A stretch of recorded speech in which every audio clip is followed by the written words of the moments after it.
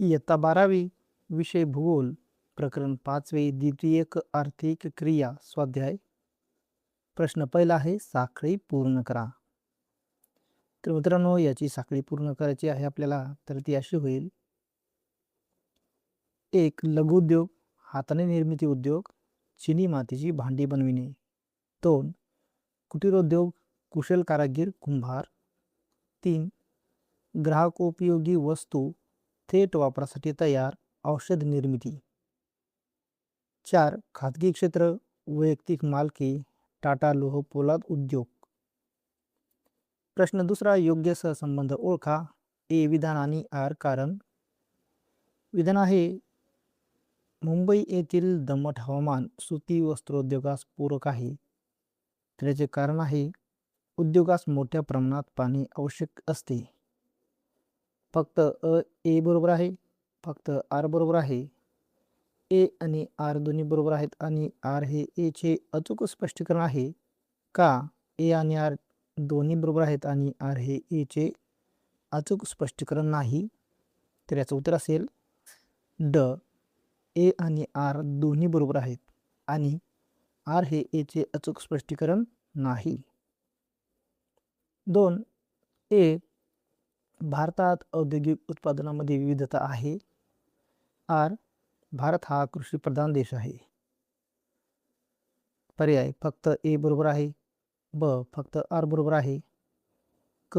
ए आणि आर दोन्ही बरोबर आहेत आणि आर हे ए चे अचूक स्पष्टीकरण आहे. ड. ए आणि आर दोन्ही बरोबर आहेत आणि आर हे ए चे अचूक स्पष्टीकरण नाही. तर याचं उत्तर असेल ड. ए आणि आर दोन्ही बरोबर आहेत आणि आर हे ए चे अचूक स्पष्टीकरण नाही. प्रश्न तिसरा भौगोलिक कारणे लिहा. 1. उद्योगधंद्याचे वितरण असमान असते. उत्तर: कच्चा माल सर्वत्र समान प्रमाणात उपलब्ध नसल्यामुळे काही उद्योग विशिष्ट ठिकाणी केंद्रित होतात. हवामान, भूस्वरूप व नैसर्गिक परिस्थिती प्रदेशानुसार बदलते, त्यामुळे काही ठिकाणी उद्योगांसाठी अनुकूल तर काही ठिकाणी प्रतिकूल स्थिती असते. पाणी, वीज, खनिज संपत्ती यांसारख्या साधनसंपत्तीची उपलब्धता सर्वत्र सारखी नसते. वाहतूक व दळणवळणाच्या सुविधा विकसित असलेल्या भागात उद्योग जास्त प्रमाणात आढळतात. कामगारांची उपलब्धता व कौशल्य पातळी प्रदेशानुसार बदलते. मोठ्या बाजारपेठा शहरांमध्ये असल्याने उद्योग तेथे केंद्रित होतात. भांडवल व बँकिंग सुविधा सर्वत्र उपलब्ध नसल्याने उद्योग काही निवडक प्रदेशातच विकसित होतात. 2.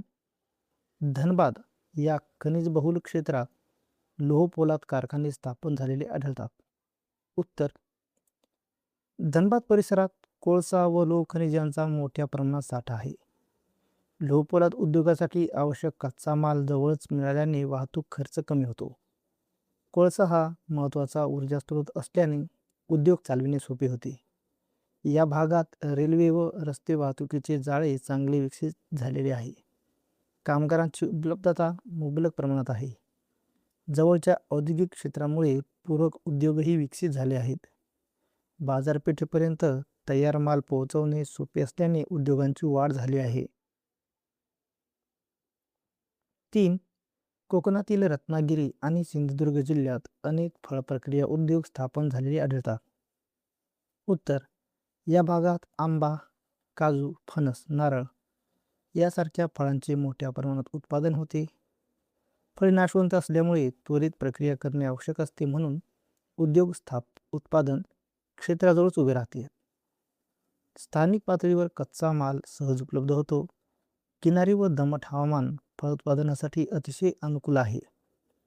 बंदरे उपलब्ध असल्याने निर्यात करणे सोपे जाते. स्थानिक लोकांना रोजगाराच्या संधी निर्माण होतात. लहान व मध्यम उद्योगांसाठी आवश्यक जागा आणि साधने सहज उपलब्ध असतात. 4. दक्षिण अमेरिकेत उद्योगांचा विकास मर्यादित आहे.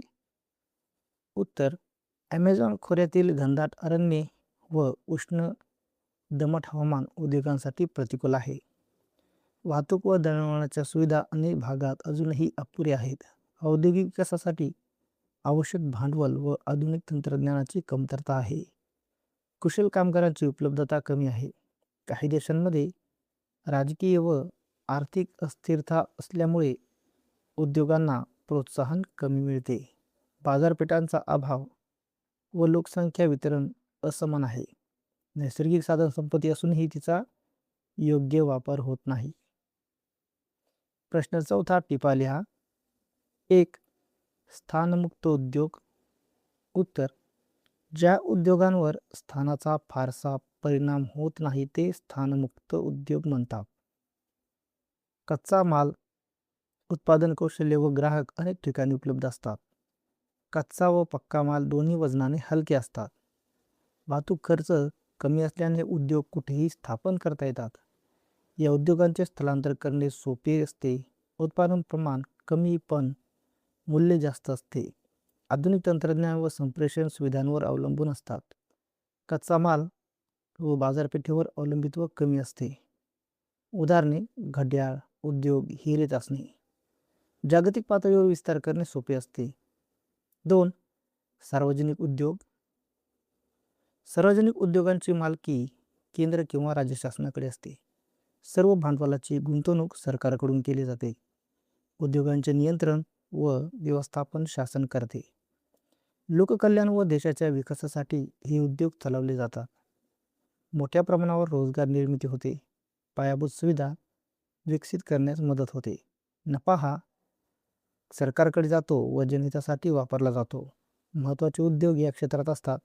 उदाहरणार्थ ऊर्जा, पोलाद इत्यादी. खाजगी क्षेत्राच्या तुलनेत कमी स्पर्धा असते. उदाहरण: भेल, ONGC. 3. अनुमापी अनुकूलता. एखाद्या प्रदेशात उद्योग स्थापन झाल्यानंतर इतर उद्योगही तेथे येऊ लागतात. उपलब्ध सुविधांचा एकत्रित फायदा घेतला जातो. यामुळे उत्पादन खर्च कमी होतो. उद्योगांना अधिक नफा मिळतो. पूरक उद्योगांची वाढ होते. कामगार, वाहतूक व बाजारपेठ सुविधा सहज मिळतात. औद्योगिक प्रदेश तयार होतात. संसाधनांचा कार्यक्षम वापर होतो. उद्योगांचे केंद्रीकरण वाढते. नव्या उद्योगांना स्थापन होणे सोपे जाते. 4. वाहतुकीची उद्योगाच्या विकासातील भूमिका. कच्चा माल उद्योगापर्यंत पोहोचण्यासाठी वाहतूक आवश्यक आहे. तयार माल बाजारपेठेत पोहोचण्यासाठी मदत होते. वाहतुकीचा कमी खर्च उद्योगासाठी फायदेशीर ठरतो. चांगल्या वाहतूक सुविधांमुळे उद्योगांची वाढ होते. नाशवंत वस्तूंची जलद वाहतूक शक्य होते. राष्ट्रीय व आंतरराष्ट्रीय व्यापार वाढतो. उद्योगांना विस्तृत बाजारपेठ मिळते. उत्पादन खर्च कमी होतो. औद्योगिक क्षेत्रांचा विकास वेगाने होतो. बंदरे, रेल्वे, रस्ते यांचे जाळे उद्योगांसाठी महत्त्वाचे असते. प्रश्न 5 फरक स्पष्ट करा. 1. वजनाने हलक्या होणाऱ्या पक्क्या मालाचे उद्योग व वजनाने जड होणाऱ्या पक्क्या मालाचे उद्योग. वजनाने हलक्या होणाऱ्या पक्क्या मालाचे उद्योग. उत्पादन प्रक्रियेनंतर मालाचे वजन कमी होते तर उत्पादन प्रक्रियेनंतर मालाचे वजन वाढते. कच्चा माल जड व तयार माल हलका असतो तर कच्चा माल हलका व तयार माल जड असतो. उद्योग कच्च्या मालाजवळ स्थापन केले जातात तर उद्योग बाजारपेठेजवळ स्थापन केले जातात. वाहतूक खर्च कमी करण्यासाठी कच्च्या मालाजवळ उद्योग असतात तर तयार मालाची वाहतूक महाग असल्याने बाजाराजवळ उद्योग असतात.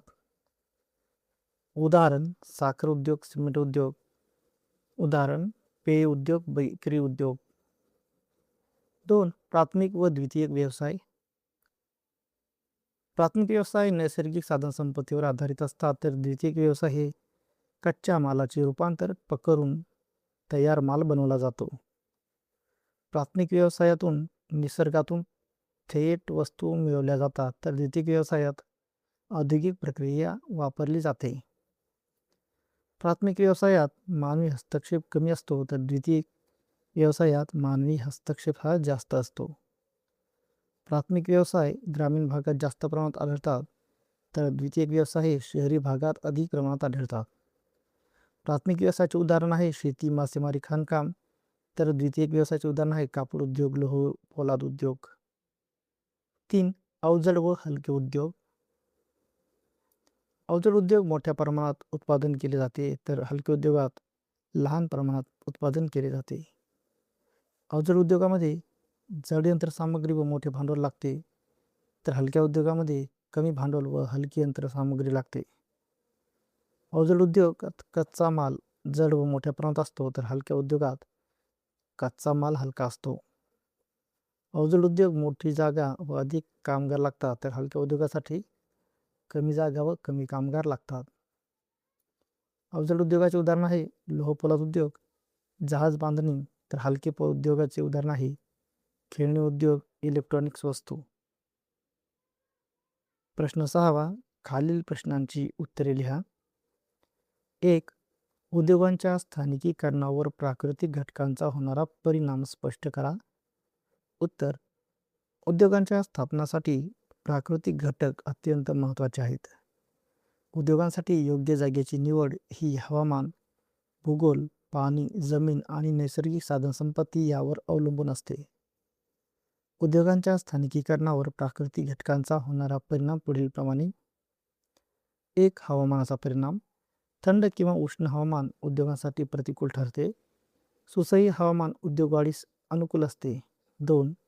कच्च्या मालाची उपलब्धता. जमीन, खनिजे, जंगल व अन्य संसाधने जवळ असल्यास उद्योग स्थापन करणे सोपे जाते. 3. पाणी व ऊर्जा उपलब्धता. उद्योगांना जलस्रोत आणि वीज लागते. नदी, जलाशय किंवा विद्युत स्रोताजवळ उद्योग प्राधान्याने स्थापन होतात. 4. भूगोल. सपाट मैदानी प्रदेश, खोल खड्डे किंवा पर्वतीय प्रदेश उद्योगांच्या प्रकारावर परिणाम करतात. 5. वाहतूक सुविधा. कच्चा माल व उत्पादन बाजारात पोहोचण्यासाठी चांगल्या रस्ते, रेल्वे किंवा बंदर सुविधा आवश्यक आहेत. 6. पर्यावरणीय घटक. नैसर्गिक आपत्ती, पूर, वाळवंट किंवा अतिवृष्टी उद्योगावर नकारात्मक परिणाम करतात. उद्योगांचे स्थानिकीकरण नैसर्गिक घटकावर अवलंबून असते. योग्य ठिकाण निवडल्यास उत्पादन वाढते, खर्च कमी होतो आणि आर्थिक विकासाला चालना मिळते. 2. साखर उद्योगावर परिणाम करणारे घटक स्पष्ट करा. उत्तर: साखर उद्योग हे मुख्यतः ऊसावर अवलंबून असते. ऊसाची लागवड, पाणीपुरवठा आणि वाहतूक व्यवस्था या घटकावर उद्योगाचे स्थापन ठरते. साखर उद्योगावर परिणाम करणारे घटक पुढीलप्रमाणे आहेत. 1. कच्च्या मालाची उपलब्धता. ऊसाची लागवड जास्त असलेल्या भागाजवळ साखर कारखाने स्थापन केले जातात. 2. उत्पादनाचा वेग. ऊस कापल्यानंतर लवकर प्रक्रिया करणे आवश्यक असते, नाहीतर साखरेचे प्रमाण कमी होते. 3. पाणी पुरवठा. साखर उद्योग जलप्रधान आहे. नदी, तलाव किंवा बोंडरे जलस्रोताजवळ उद्योग स्थापित केले जातात. 4. वाहतूक सुविधा. ऊस जड असल्यामुळे कच्चा माल जवळपास उद्योग स्थापन करणे आर्थिकदृष्ट्या सोयीचे असते. 5. स्थानिक हवामान. उष्णकटिबंधीय व दमट हवामान ऊसाची उत्पादकता वाढवते, ज्यामुळे साखर उद्योगास अनुकूल राहतो. 6. उद्योगाच्या मागणीच्या जवळीक. बाजाराजवळ उद्योग असल्यास साखरेचा वितरण खर्च कमी होतो आणि ताजेतवाने उत्पादन पोहोचते.